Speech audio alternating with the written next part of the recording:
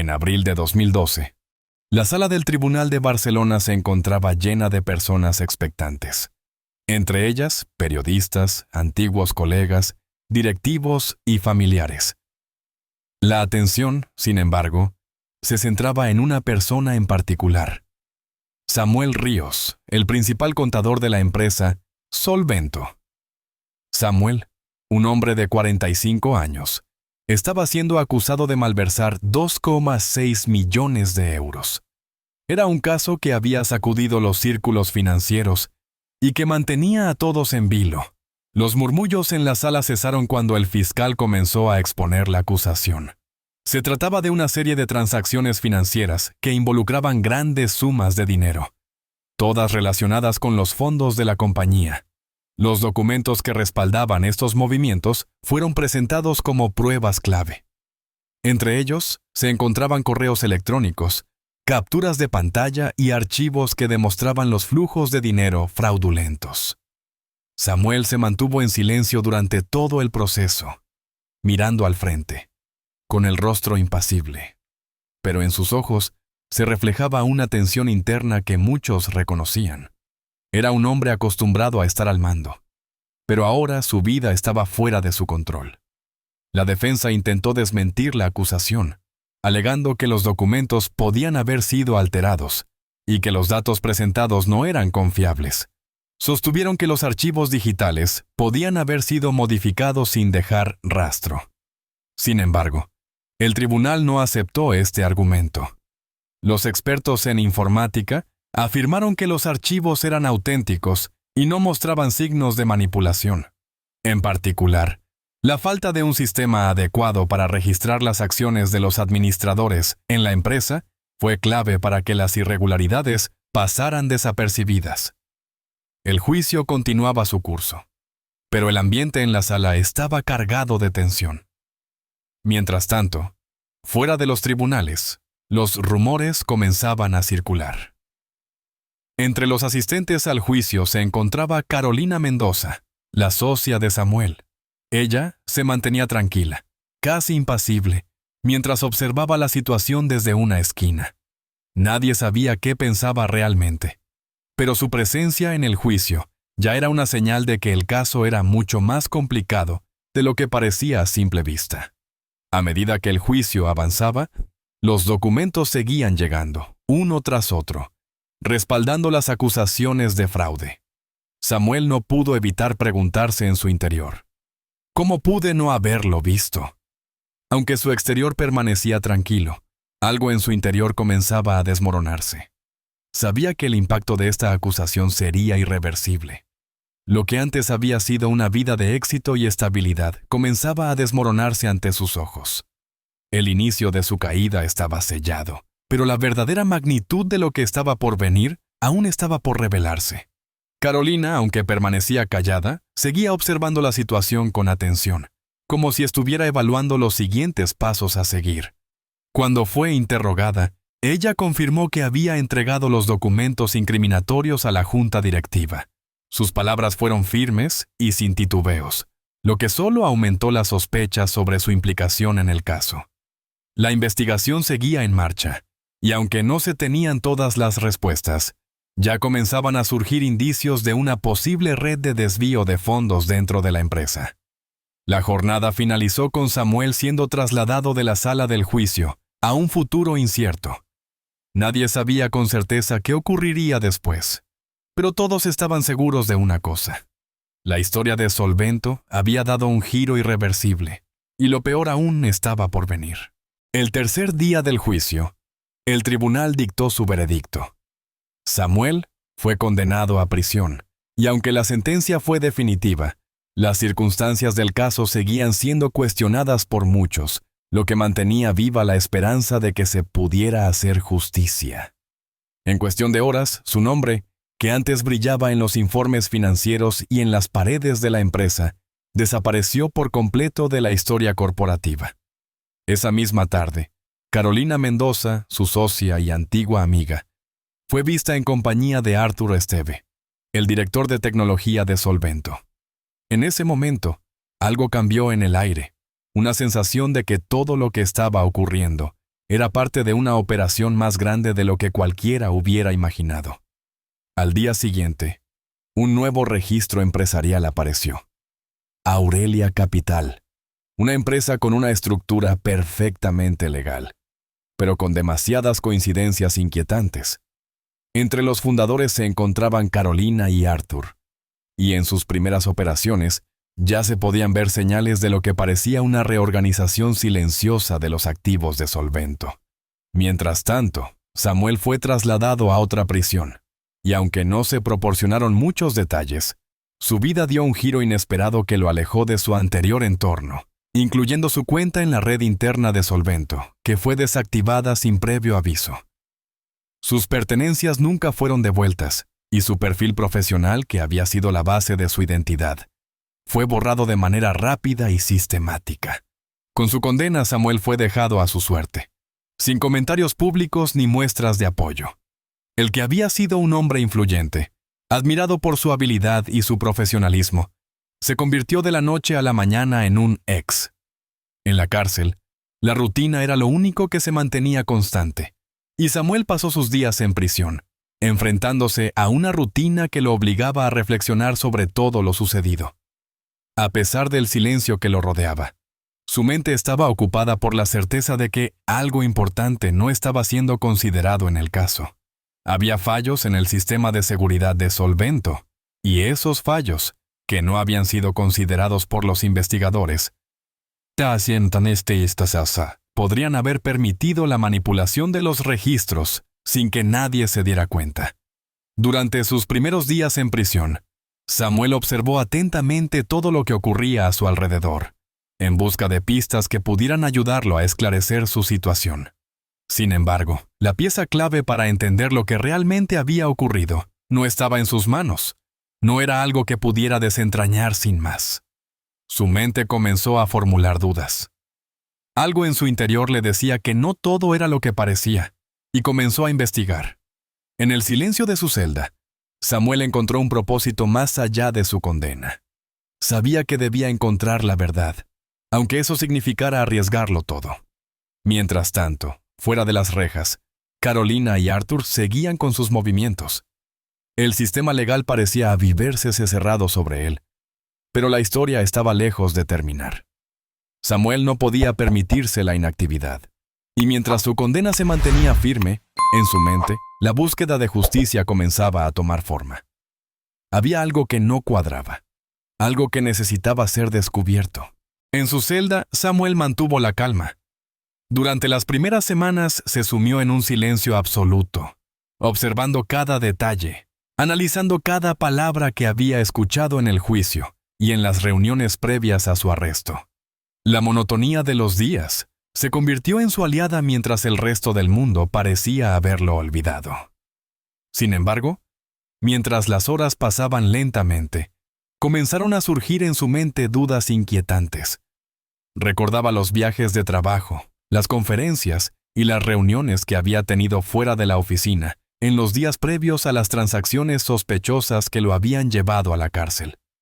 Algo no encajaba, y esa incomodidad crecía con cada día que pasaba sin respuestas. Decidió que debía revisar los documentos, buscar detalles en los que tal vez no había reparado antes. Nadie había observado con detalle las fechas y los movimientos. Eran transacciones que coincidían con sus viajes, y era evidente que algo se había hecho para encubrirlo. El problema era que los documentos y las pruebas eran complejos, mucho más de lo que él podría haber manejado por sí mismo. En la cárcel no tenía acceso a ninguna tecnología, pero no pensó en rendirse. Afortunadamente, encontró una forma de acceder a los archivos. La biblioteca de la prisión, aunque limitada, se convirtió en su oficina improvisada. Sin perder tiempo, comenzó a pedir copias de las transacciones, de los registros financieros, y dedicó largas horas a estudiar los detalles que parecían haber pasado desapercibidos. Fue allí, entre montañas de papel, donde comenzó a notar los primeros indicios de irregularidades. Firmas que no coincidían, transacciones realizadas en horas que no correspondían con la jornada laboral, direcciones IP duplicadas. Todo apuntaba a algo más grande, a una manipulación intencional de los registros. Sin embargo, no tenía los conocimientos técnicos suficientes para comprender completamente el alcance de lo que estaba descubriendo. Sabía que necesitaba ayuda.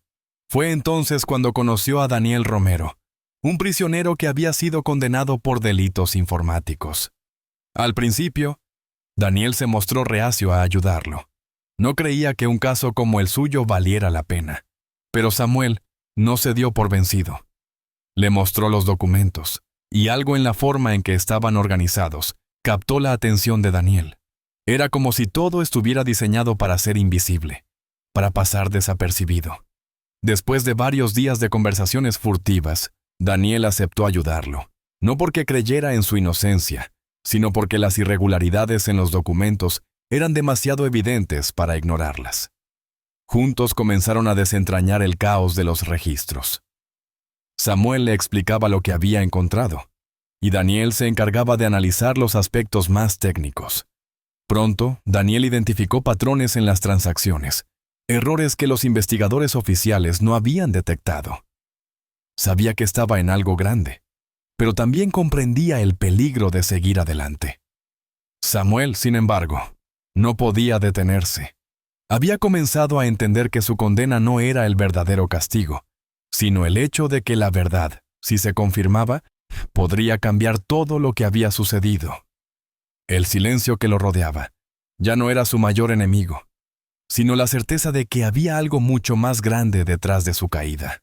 Con cada nuevo hallazgo, la necesidad de seguir buscando la verdad crecía. Mientras tanto, fuera de la prisión, las piezas del rompecabezas comenzaban a encajar, y aunque parecía que todo estaba en su contra, Samuel tenía claro que no iba a rendirse hasta comprender toda la verdad, aunque eso significara poner en riesgo lo poco que le quedaba. Daniel se sumergió en los archivos con una precisión que sorprendió a Samuel. Había trabajado con códigos, con huellas digitales, con metadatos en el pasado, pero jamás había visto algo como lo que tenía entre manos. Mientras Samuel le mostraba los documentos, Daniel parecía desmenuzar cada detalle con la calma de quien conoce la tecnología de manera profunda. Lo primero que detectó fueron los metadatos alterados en varios de los archivos más importantes. Fechas de creación de documentos que no coincidían con los registros de las operaciones, horarios que no cuadraban con los horarios laborales, firmas electrónicas que aparecían en momentos en que ni siquiera había una persona en la oficina para validarlas. Parecía claro. Alguien había manipulado los archivos, pero de una manera tan sutil que era casi imposible de detectar sin un análisis técnico adecuado. Sin embargo, lo más inquietante no era solo la manipulación de los datos, sino la ausencia de los mismos en ciertos documentos clave. Solvento había utilizado un sistema de firma digital automatizada, pero algunos documentos clave carecían de esas firmas, lo que indicaba que se habían manipulado después de que el sistema había cerrado su ciclo de validación. Este era un detalle que los investigadores originales habían pasado por alto, pero que Daniel no tardó en identificar como una de las claves para desentrañar la verdad. Mientras tanto, en Madrid, la hermana de Samuel, Inesa, comenzó a investigar por su cuenta. Se sumergió en los registros públicos y pronto descubrió algo que había permanecido oculto hasta ese momento. Carolina Mendoza y Arthur Esteve ya tenían vínculos comerciales desde antes del juicio, mucho antes de que todo el caso llegara a los tribunales. Inesa empezó a trazar una línea temporal de las transacciones, uniendo los puntos entre las compañías que habían creado juntos y los movimientos de dinero que habían seguido. Lo que parecía ser un caso aislado de fraude comenzaba a tener la apariencia de una trama mucho más grande, un plan que involucraba a varias partes interesadas con un objetivo común. Decidió entonces contratar a un detective privado, Mariano Casal, para que investigara más a fondo. Al principio, Mariano estaba reacio, pero Inesa lo convenció al mostrarle las inconsistencias en la historia de la empresa y la falta de pruebas consistentes en el juicio. Mariano, con la misma dedicación que Inesa, comenzó a recopilar pruebas de diversas fuentes, incluyendo informes financieros y documentos oficiales. Estos documentos confirmaban sus sospechas. La trama de fraude era más compleja y extensa de lo que inicialmente parecía. Mariano pronto concluyó que había una desviación de activos. Un desvío de fondos que no solo implicaba a Samuel, sino también a otros altos directivos de la empresa, y que el propósito final era desmantelar y redirigir el capital de Solvento hacia nuevas empresas y cuentas offshore. Inesa, junto con Mariano, comenzó a compilar toda esta información en un informe detallado, un informe que, esperaban, podría desentrañar la verdad de una vez por todas. A pesar de los obstáculos legales y la falta de apoyo público, Inesa nunca perdió la esperanza. Sabía que Samuel no estaba solo en su lucha. De vuelta en la prisión, Samuel, junto a Daniel, seguía profundizando en los registros. Cada nuevo hallazgo confirmaba lo que ya había comenzado a sospechar. Su condena era el resultado de un plan meticulosamente orquestado. Pero por cada pieza que conseguía encajar, la pregunta seguía sin respuesta. ¿Quién estaba detrás de todo esto? Mariano comenzó a tejer su investigación de manera minuciosa, y su primer paso fue un análisis comparativo de las fechas de las transacciones con los viajes oficiales de Samuel. En varios de esos viajes, Samuel había estado fuera de la ciudad en conferencias y reuniones, lo que lo excluía de las operaciones fraudulentas en esos momentos. Los registros de vuelos, las reservas de hotel, incluso las imágenes de los eventos, todo estaba debidamente documentado y validado. Sin embargo, lo que ninguno de los investigadores iniciales había notado fueron los registros de acceso a los sistemas de Solvento. En los servidores de la empresa, los logs mostraban que se había iniciado sesión en la plataforma contable desde direcciones IP que no pertenecían a Samuel. Al principio, el detective pensó que podría ser un error técnico, pero al revisar con más detalle, se dio cuenta de que las direcciones IP no solo no coincidían con las de Samuel, sino que eran provenientes de ubicaciones remotas y desconocidas. A medida que profundizaba en los registros de acceso, se dio cuenta de que alguien más había utilizado las credenciales de Samuel para manipular los archivos y realizar las transferencias de dinero que habían causado el colapso de su carrera. El siguiente paso de Mariano fue un análisis de las rutas de transferencia de los fondos. Fue entonces cuando descubrió un patrón en las transacciones. El dinero no solo salía de Solvento, sino que seguía un camino complejo a través de múltiples empresas ficticias, muchas de ellas registradas en lugares como Gibraltar, Malta y las Islas Caimán. Mariano sabía que, para llevar a cabo tal operación, era necesario un sistema sofisticado de empresas pantalla y consultores invisibles que operaran fuera del radar. Y, efectivamente, encontró varias conexiones entre las empresas relacionadas con Arthur y Carolina. La información era clara, pero aún no era suficiente. En paralelo, Daniel, que ya se había convertido en el aliado más cercano de Samuel, continuó con el análisis técnico. Daniel identificó patrones en los registros que sugerían irregularidades dentro del sistema de Solvento, lo que requería un análisis más profundo para comprender el alcance de las manipulaciones. Aquello ya no era una simple sospecha, era un indicio claro de que varias personas, usando los mismos accesos, estaban detrás de las manipulaciones.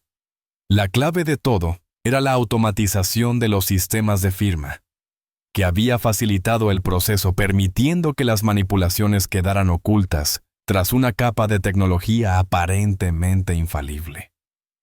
Sin embargo, las irregularidades en los metadatos eran ahora demasiado evidentes para pasarlas por alto.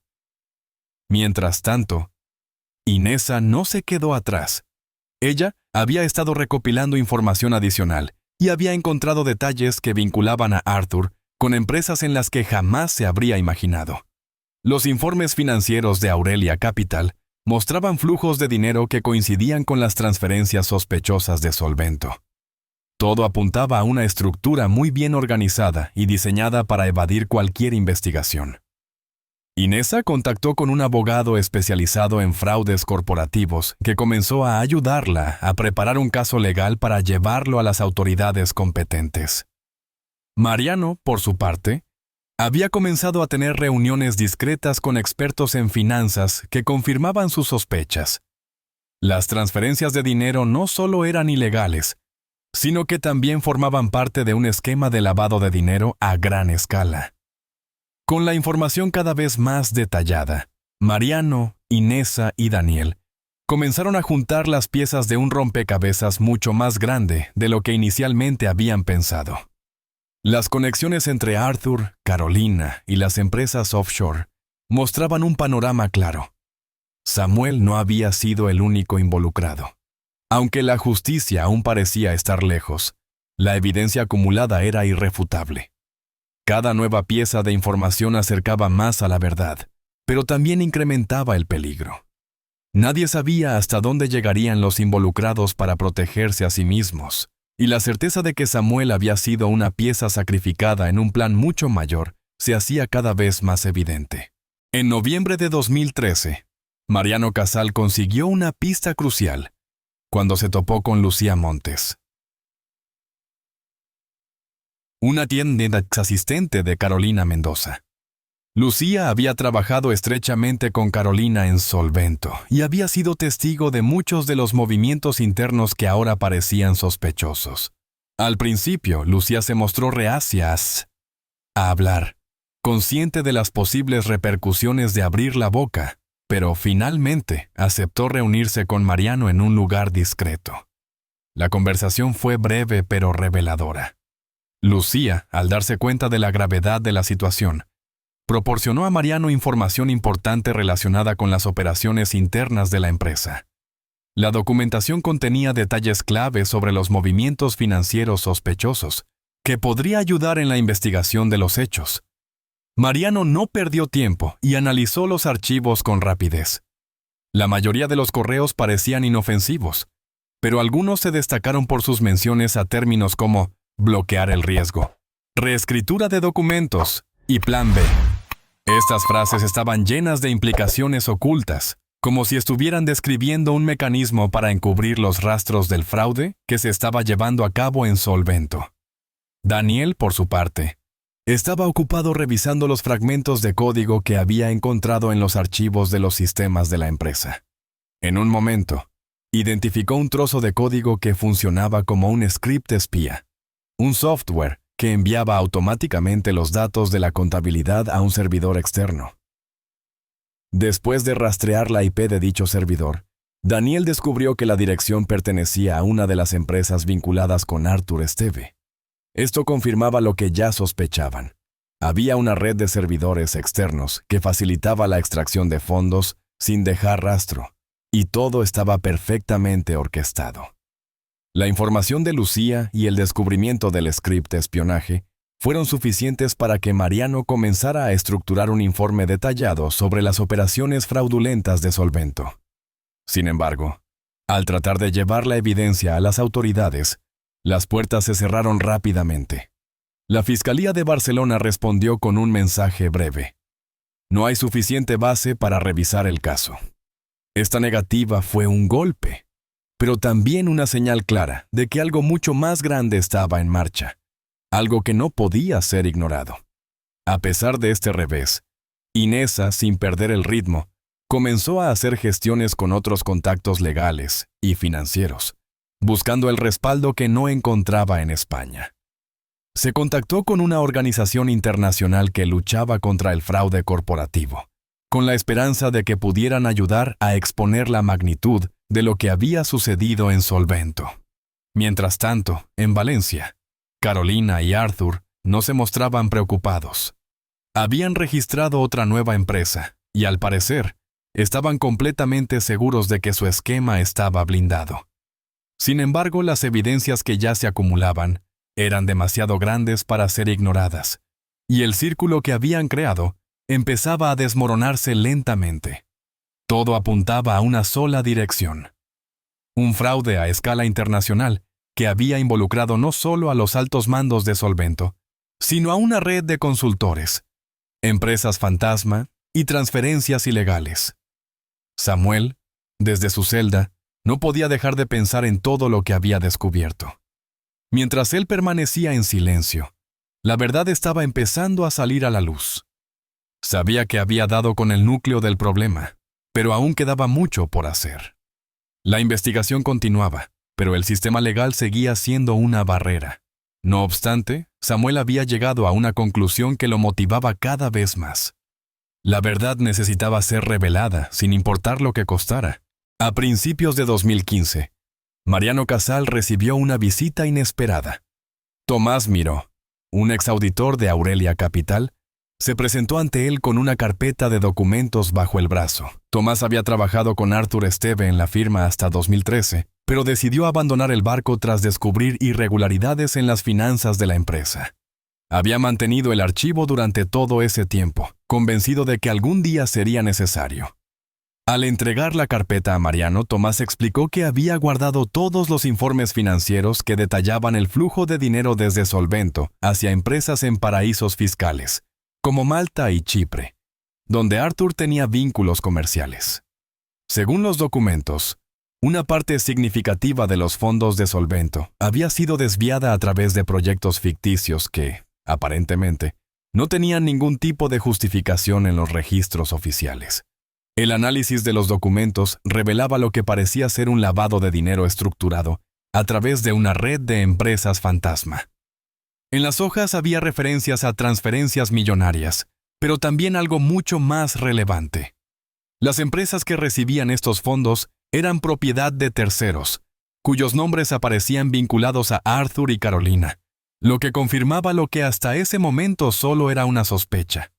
Al revisar detenidamente los documentos, Mariano y Tomás descubrieron que las operaciones fraudulentas parecían involucrar no solo a Solvento, sino también a otras entidades relacionadas, aunque aún se necesitaban más pruebas para confirmar estas conexiones. Este descubrimiento fue un golpe devastador para los planes de las personas involucradas, pues desvelaba la profundidad de la red que habían creado. Mientras tanto, Samuel, desde su celda, seguía trabajando en los detalles de su propia investigación. Sabía que su condena había sido parte de una estrategia calculada para silenciarlo y ocultar la verdad, pero también comprendía que todo estaba a punto de colapsar. Su colaboración con Daniel había dado frutos, y ahora contaba con una gran cantidad de pruebas que confirmaban lo que él ya había intuido. No estaba solo en esto. La corrupción dentro de Solvento era solo la punta del iceberg, y el fraude se había extendido a nivel internacional. El equipo de investigadores comenzaba a comprender la magnitud del problema, pero también sabían que no sería fácil llevar a los responsables ante la justicia. A pesar de las evidencias, las autoridades seguían poniendo barreras, argumentando que no existían pruebas suficientes para abrir una investigación a gran escala. Mientras la lucha legal continuaba, Inesa tomó una decisión crucial. Empezó a contactar con otras organizaciones internacionales que luchaban contra el fraude corporativo, convencida de que la única forma de exponer toda la verdad era hacerlo a una escala mucho mayor. Sabía que no podía confiar completamente en el sistema judicial español, que ya había demostrado ser demasiado complaciente con los poderosos. En ese momento, Mariano y Tomás se convirtieron en piezas clave de la investigación, pues de sus conocimientos sobre los movimientos de dinero y los lazos empresariales fueron vitales para desmantelar la red de Arthur y Carolina. Los documentos que Tomás entregó se convirtieron en la base de una denuncia formal, que fue presentada ante una organización internacional de lucha contra el crimen económico. Sin embargo, a pesar de todos los esfuerzos, las respuestas seguían siendo lentas, y la sensación de estar luchando contra un sistema imparable se intensificaba. Samuel, aunque atrapado en su prisión, comenzó a percibir que la batalla no solo se libraba en los tribunales, sino también en el terreno de la información. Sabía que lo que él y su equipo habían descubierto podía cambiar el curso de la historia. Pero la pregunta seguía siendo la misma. ¿Sería suficiente para hacer justicia? En mayo de 2015, después de un extenso trabajo de investigación, un artículo apareció en el medio digital Crónica Abierta, bajo el título Capitalización del silencio, la estructura de las nuevas élites. Aunque el texto no hacía acusaciones directas, cualquier persona familiarizada con el caso de Solvento sabía perfectamente a quiénes se refería. A pesar de la cautela de la periodista, Alicia Díaz, en sus palabras, La implicación de Carolina Mendoza y Arthur Esteve era evidente. El artículo fue un golpe directo a las figuras clave que se encontraban detrás del fraude. Pero también lanzó una señal clara. Alguien estaba empezando a destapar la corrupción a gran escala que había rodeado a la empresa. Los efectos no tardaron en sentirse. Poco después de la publicación comenzaron a ocurrir eventos extraños. Daniel Romero, quien había trabajado de forma clandestina con Samuel, encontró en la biblioteca de la prisión un libro con una página rasgada. Dentro de la página mutilada había una pequeña nota escrita a mano que decía: "No todas las preguntas tienen respuestas". El mensaje, vago y críptico, parecía un aviso directo, una amenaza velada. Mientras tanto, Inesa, que había estado en contacto con varias fuentes externas para exponer el caso, recibió un anónimo. En la carta no había amenazas explícitas, pero las palabras estaban cargadas de advertencias. Piensa en las consecuencias de tus acciones. Era claro que los implicados en el esquema fraudulento comenzaban a sentirse acorralados y dispuestos a tomar medidas para protegerse. A pesar de todo, Alicia Díaz no se detuvo. La periodista continuó publicando artículos sobre la falta de transparencia y la posible complicidad de los altos directivos en varios fraudes a nivel corporativo. Con cada nueva publicación, las presiones sobre Alicia aumentaron. Comenzaron a recibir comunicaciones intimidatorias, pero ella continuó con su trabajo investigativo, decidida a exponer la verdad. Sabía que el trabajo que estaba haciendo era crucial, que la información debía salir a la luz, aunque no fuese fácil. Mientras todo esto ocurría, las conexiones entre Carolina, Arthur y las diversas empresas creadas por ellos no dejaban de expandirse. Las investigaciones, aunque difíciles, comenzaron a obtener resultados más claros. Con cada nueva pista, el esquema detrás del fraude se volvía más intrincado y peligroso. El trabajo de Mariano, Inesa y el equipo de expertos internacionales estaba comenzando a dar frutos, pero no sin consecuencias. Los involucrados, por supuesto, intentaron borrar huellas, pero el esfuerzo por silenciar a quienes estaban descubriendo la verdad parecía estar tomando un rumbo más peligroso. Durante este tiempo, se dieron varios movimientos sospechosos. Carolina y Arthur comenzaron a cambiar sus direcciones de contacto, utilizando nuevas cuentas de correo electrónico y teléfonos, y sus perfiles en las redes sociales se volvieron más herméticos, como si intentaran desaparecer de la vista pública. Las pruebas seguían acumulándose, pero también lo hacían los obstáculos. A pesar de las amenazas y las maniobras de ocultación, el equipo de investigación no se detuvo. Sabían que estaban tocando la fibra de algo mucho más grande de lo que habían anticipado, y eso solo aumentaba la determinación de continuar. Samuel, desde la prisión, se mantenía firme, sabiendo que la verdad estaba saliendo a la luz, aunque los medios tradicionales y las autoridades intentaran bloquearla. El silencio, que había sido su castigo, ahora se convertía en la herramienta más poderosa que poseía. Su nombre, aunque aún silenciado, comenzaba a resonar en los rincones donde la corrupción no podía esconderse por mucho tiempo. Sin embargo, mientras el caso se hacía más grande, las amenazas contra los investigadores y las personas involucradas en la denuncia se volvían más visibles, y la lucha por la verdad se intensificaba.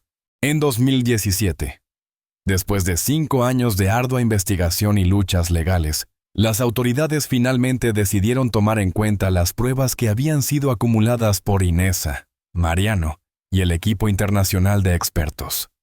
Aunque la fiscalía aún se mantenía cautelosa, algo había cambiado en la postura oficial, y por primera vez parecía que la investigación podría avanzar. La Oficina Anticorrupción de Barcelona abrió una carpeta de investigación sobre el caso de Solvento, y comenzaron a solicitar los archivos originales del juicio de 2012, que, curiosamente, ya no se encontraban en los archivos judiciales. Sin embargo, a pesar de este pequeño avance, la sensación de estancamiento persistía. Samuel, aún recluido en prisión, vio cómo sus esfuerzos por demostrar su inocencia y exponer la verdad se desmoronaban una vez más. Su octava apelación fue rechazada, Y la respuesta oficial fue fría y definitiva. No hay nuevas pruebas suficientes para revisar el caso. Samuel no esperaba otra cosa, pero no podía evitar sentir la impotencia apoderarse de él. Aquel día, se quedó parado frente al documento de rechazo, con las manos temblorosas mientras leía las palabras que dejaban su futuro entre las sombras. Todo lo que había hecho, todos los sacrificios, las noches de insomnio en busca de pistas, parecían ahora en vano. Para empeorar las cosas, esa misma tarde, Daniel fue trasladado a otro bloque de la prisión, sin explicación alguna. La notificación fue breve, y la guardia simplemente le dijo que era parte de una reestructuración interna en el centro penitenciario. Daniel había sido el único aliado real de Samuel dentro de la prisión, y su partida, aunque no del todo sorpresiva, fue un golpe más. Samuel sabía que las fuerzas externas estaban haciendo todo lo posible por desmantelar la red que se había formado a su alrededor, y no solo por los intereses del crimen organizado que había sido destapado, sino también por el miedo a lo que la verdad podría significar. Mientras tanto, Inesa recibió un mensaje inquietante de uno de sus contactos en la policía. Algunos de los servidores de archivos más importantes, relacionados con la investigación de Solvento, habían sido destruidos durante lo que se describió como una actualización técnica. Esto, en el contexto de una investigación tan delicada, era casi un golpe mortal para el caso. Inesa, preocupada y furiosa, intentó contactar con las autoridades que supervisaban el proceso, pero las respuestas nunca llegaron. Parecía que el sistema se estaba encargando de proteger a quienes realmente estaban detrás del fraude. A pesar de todo, la prensa internacional comenzó a interesarse por el caso, y se publicaron artículos que ponían en evidencia la falta de transparencia en la gestión del proceso. Sin embargo, a pesar del creciente interés mediático, el poder detrás de los implicados seguía operando en las sombras, influyendo en las decisiones clave para que no se abriera una investigación a fondo. Samuel, en su aislamiento forzado, se dio cuenta de que la verdadera lucha no era solo por su libertad, sino por la verdad misma. Una verdad que, si se desvelaba por completo, podía destruir todo lo que los poderosos habían construido. Esa tarde, sentado en su celda, pensó en su familia, en todo lo que había perdido, y en la conclusión que había llegado. El castigo más duro no era la prisión, ni la condena. Era el silencio, el vacío que lo rodeaba, y que parecía querer engullirlo por completo. En 2018, la situación de Samuel Ríos ya no podía ser más desesperante. Tras años de lucha en silencio, su nombre había quedado borrado de todas las bases de datos relevantes, incluido el sistema de la prisión, donde su perfil simplemente desapareció sin dejar rastro. La razón oficial de su traslado fue por motivos médicos, aunque nadie pudo confirmar su paradero exacto. Ni su familia ni su abogado pudieron obtener información sobre su destino, y la comunicación con él se volvió imposible. Mientras tanto, la investigación sobre Solvento parecía haber llegado a un punto muerto. La falta de pruebas físicas en los archivos originales y la continua manipulación de los sistemas tecnológicos dejaban la causa en un limbo, pero la verdad seguía siendo inquebrantable para aquellos que la conocían. Las empresas vinculadas a Carolina y Arthur, aunque operaban bajo nuevos nombres, continuaban siendo las principales beneficiarias de los fondos desviado, y las huellas de sus operaciones seguían siendo rastreadas por los pocos investigadores que aún se mantenían firmes en el caso. Las autoridades, aunque lentamente presionadas por la atención mediática, nunca habían dado el paso definitivo hacia una investigación más profunda. En algún rincón oscuro, el sistema continuaba protegiendo a los verdaderos culpables, quienes habían logrado borrar casi todas las huellas digitales de su involucramiento en el fraude. El caso de Solvento, que en su momento había sido una historia de fraude corporativo evidente, se estaba desvaneciendo en la niebla del olvido. Las personas involucradas en el escándalo, con el tiempo, se disolvieron en nuevas identidades y estructuras, y el ciclo de la corrupción siguió su curso sin interrupciones. La última notificación oficial sobre la situación de Samuel llegó en marzo de 2019. El documento, sin firma ni explicación, indicaba que había sido trasladado nuevamente, pero esta vez su paradero permanecía en completo misterio. Su familia recibió una carta sin remitente, con la misma nota inquietante: traslado por razones médicas. No hubo explicación, no hubo detalles. La incertidumbre envolvía cada rincón de la historia. Sin embargo, fuera de las sombras, algunos comenzaron a hacer preguntas. La periodista Alicia Díaz, que nunca abandonó su lucha, siguió adelante con su investigación, publicando artículos que ponían de manifiesto la falta de transparencia y el encubrimiento en el caso de Solvento.